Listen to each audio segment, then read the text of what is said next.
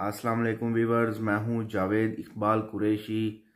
Viewers, आज की video में मैं आपको बताऊंगा कि पाकिस्तान में इस वक्त अवामी राय क्या है इस्टेब्लिशमेंट के बारे में, अवाम क्या सोच रही है इस्टेब्लिशमेंट के बारे में, और आने वाले वक्त में इस्टेब्लिशमेंट का क्या मुस्तकबिल होगा। मुस्तकबिल से मुराद ये नहीं कि वो क्या करेगी इस्टेब्लिशमेंट, बल्कि मुस्तकबिल से मुराद जो नुक्ता हम बताएंगे कि अवाम आने वाले वक्त में इस्टेब्लिशमेंट के बारे में क्या सोचेगी और क्या राय रखेगी।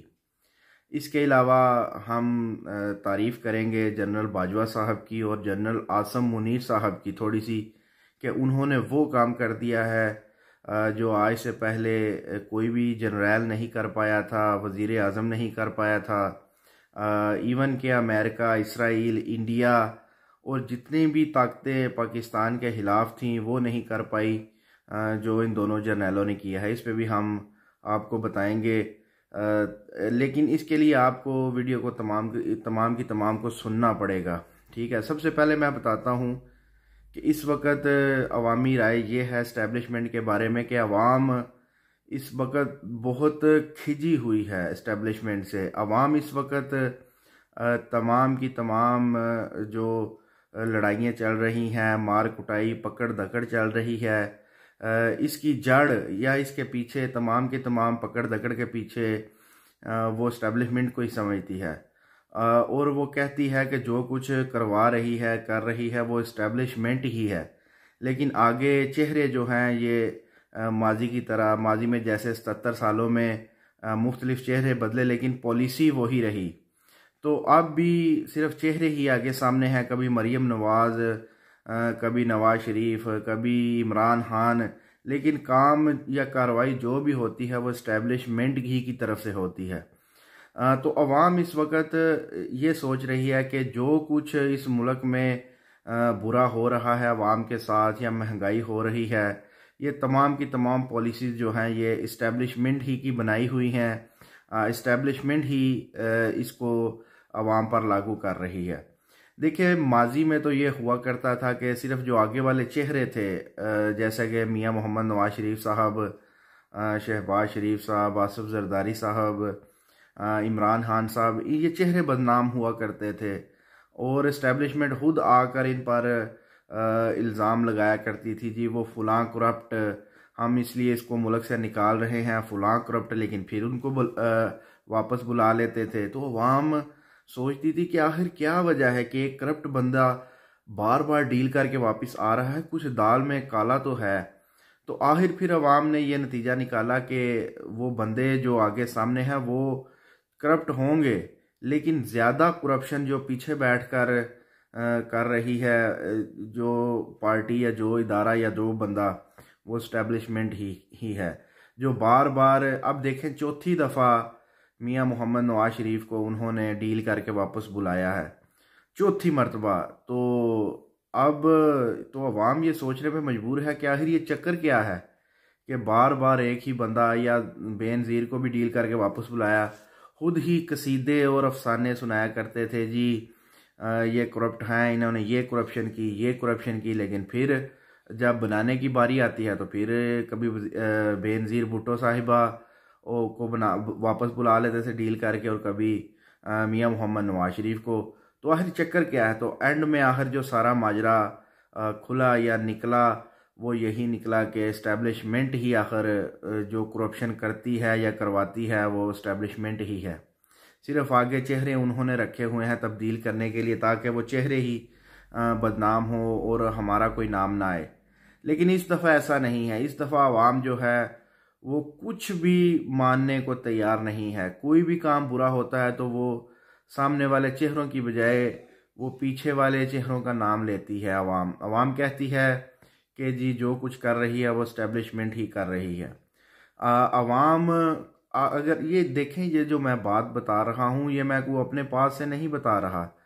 या अगर आप गलियों में, मोहल्लों में, बाज़ारों में अगर आप जाएं किसी भी शहर में, तो आप पूछें कि ये जो सारा काम हो रहा है, बुरा हो रहा है या अच्छा हो रहा है, ये कौन करवा रहा है, तो एक बच्चा भी आपको बताएगा कि जी इसके पीछे इस्टेब्लिशमेंट है, फौज है। और इस्टेब्लिशमेंट के बारे में बहुत बुरी राय पाई जा रही है। इस्टेब्लिशमेंट को भी इस दफ़ा समझ नहीं आ रही कि आखिर क्या माजरा है कि अवाम इस दफ़ा वो हमारे धोखे में नहीं आ रही। अवाम को जो हम दिखाना चाह रहे हैं वो देख नहीं रही, बल्कि उस तस्वीर के पीछे क्या है वो देख रही है। अवाम इतनी बाशऊर कैसे हो गई है, तो इस वक्त इस्टेब्लिशमेंट को भी समझ नहीं आ रही। अभी माजी में ही एक ऑडियो जो लीक हुई थी इसहाक डार साहब की, तो आपने अगर शायद सुनी है तो आपको मालूम हो जाएगा।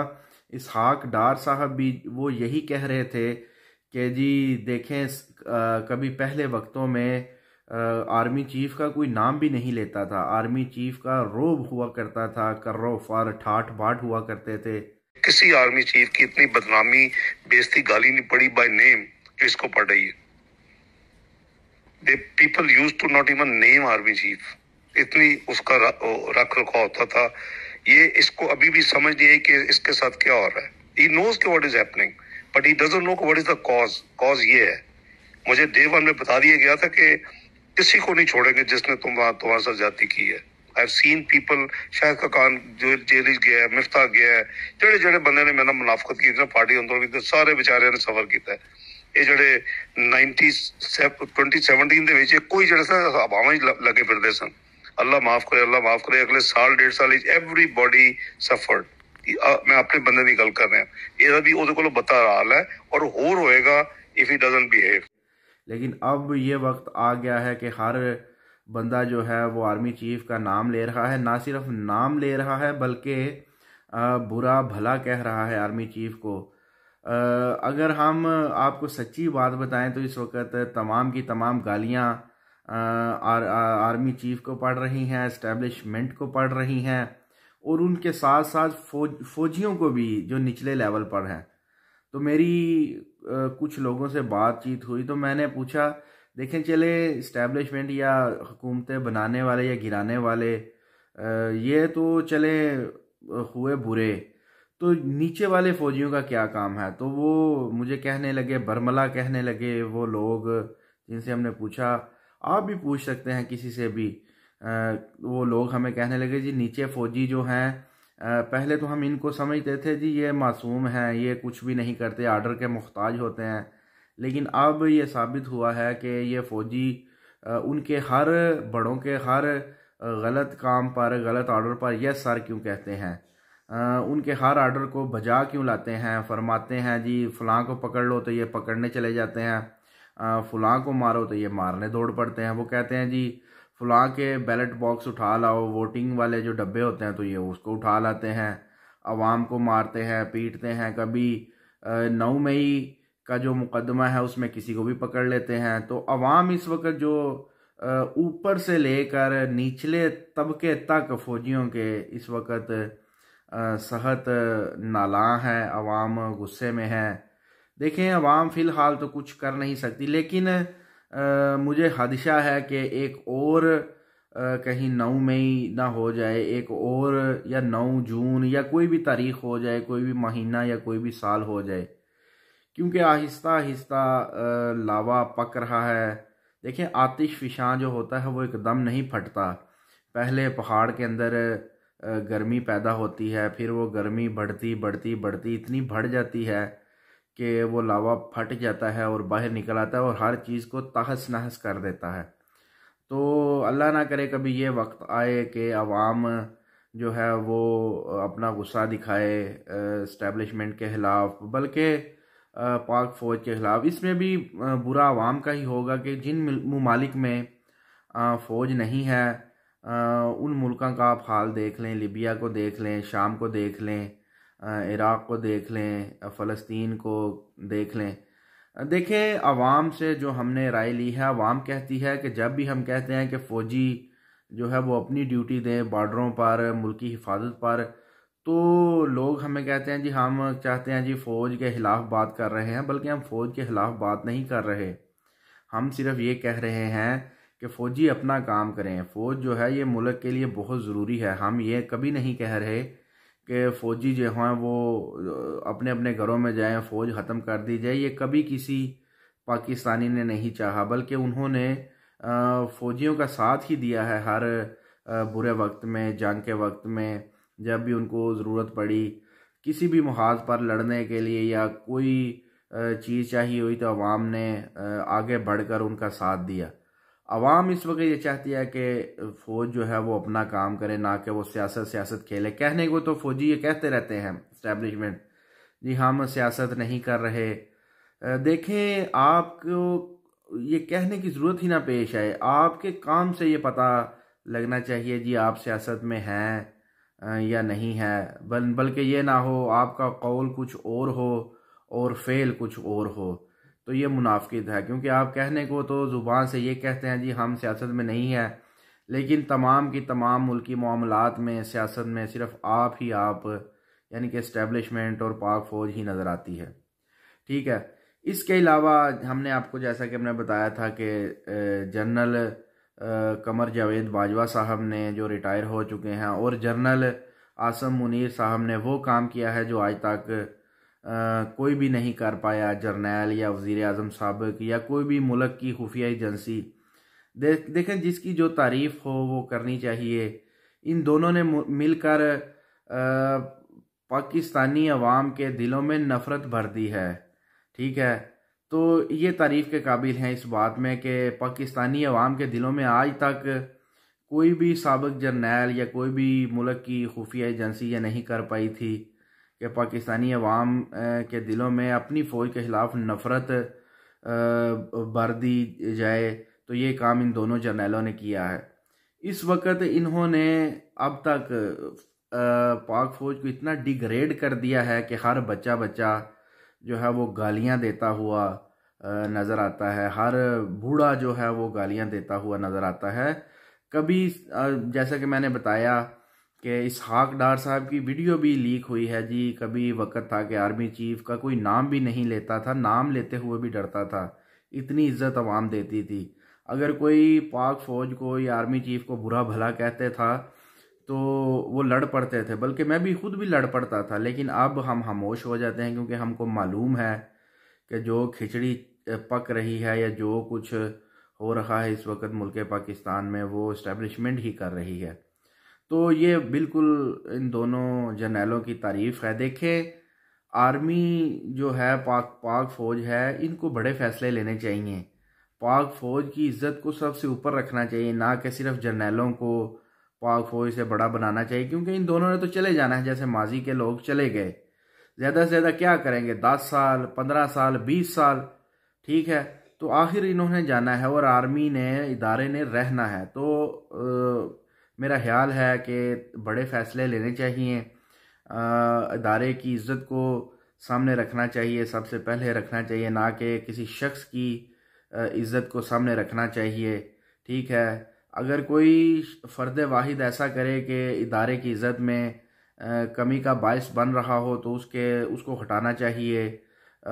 उसको यह समझाना चाहिए कि अपने ट्रैक पर आओ, ये काम दुरुस्त नहीं है। अवाम के दिलों में नफ़रत पड़ रही है, अवाम जो है वो आपके ख़िलाफ़ बहुत सख्त रद्द अमल रख रही है। ये आतिश फ़िशां किसी वक्त भी फट सकता है। तो लिहाजा इस वक्त इदारे को अपनी समत चेंज करना चाहिए, अपना रुख, या ये जो काम इस वक्त कर रहे हैं जनरल कमर जावेद बाजवा साहब जो कर गए और जनरल आसम मुनीर साहब जो कर रहे हैं, इससे तब्दीली इख्तियार करनी चाहिए, अपना रुख बदलना चाहिए।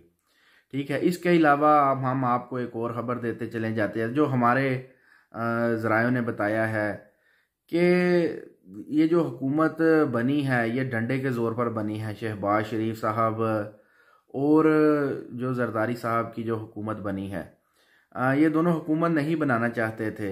यानी कि हुकूमत तो बनाना चाहते थे लेकिन इस तरह की नहीं, यानी कि लूली लंगड़ी नहीं बनाना चाहते थे अकेले। इनको अगर मेजॉरिटी दी जाती तो ये चाहते थे 2/3 मेजॉरिटी लेकर हम हुकूमत बनाएं ताकि हम सख्त फ़ैसले कर लें, ना कि इस तरह की हुकूमत बनाएं कि अगर कोई जरदारी फ़ैसला करे तो उसको शहबाज शरीफ की जो है वो हमायत दरियाफ्त हो, और अगर शहबाज शरीफ कोई फ़ैसला करना चाहे तो वो जरदारी के जो है वो आगे झुके, जी मेरी ये बात है, आपने अगर कबूल करनी है तो पास होनी है पार्लियामेंट से या सेनेट से, वगरना नहीं होगी। तो ये लूली लंगड़ी हुकूमत से ये दोनों खुद भी परेशान है। शुरू शुरू में तो बिलावल भुट्टो साहब का ये बयान भी आया था कि हम ऐसी हुकूमत नहीं बनाना चाहते, हम ऐसी हुकूमत नहीं बनाएंगे, लेकिन फिर उनको बनाना पड़ी। कैसे बनाना पड़ी आपको खुद मालूम होगा कि जब कहीं से ऑर्डर आता है, उन हलकों से ऑर्डर आता है जो सियासत नहीं करते, तो फिर सियासत करना पड़ती है। जैसे वो कहते हैं तो वैसे फिर करना पड़ता है। तो फिर आखिर बैठना पड़ा, एक जो है वो एक मंच पर बैठना पड़ा, एक जगह बैठना पड़ा और गवर्नमेंट बनानी पड़ी।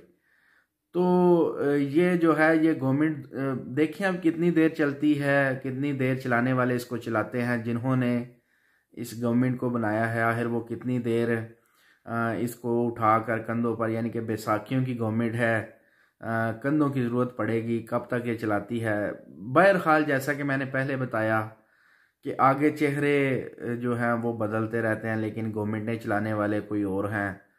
तो वो जिसको चाहते हैं आगे लाते हैं, जिसको चाहते हैं उसको जो पीछे कर देते हैं। जैसा कि इमरान खान को आपने देख लें, 180 प्लस या 180 सीटें वो जीते हुए थे कौमी असम्बली की, गवर्नमेंट उनकी बननी थी, लेकिन इमरान खान की गवर्नमेंट नहीं बनने दी गई। इमरान खान से तकरीबन 90 सीटें छीन ली गई और किसी और को जो है वो वज़ीर आज़म बना दिया गया। तो इस वक्त अवाम जो है, जैसा कि मैंने आपको बताया कि मुस्तकबिल जो है वो दिन ब दिन अवाम जो है वो इस्टेब्लिशमेंट के ख़िलाफ़ जो है वो बुरी राय रखती जा रही है। इस्टेब्लिशमेंट को सोचना चाहिए, अपना क़िबला दुरुस्त करना चाहिए, वगरना जो है वो कहीं अवाम जो उठ ना खड़ी हो। अपना खास ख्याल रखिएगा। इंशाअल्लाह ताला नेक्स्ट वीडियो में आपकी खिदमत में दोबारा हाजिर होंगे। अल्लाह हाफ़िज़ नासिर। अस्सलामु अलैकुम वरहमतुल्लाहि वबरकातुहू।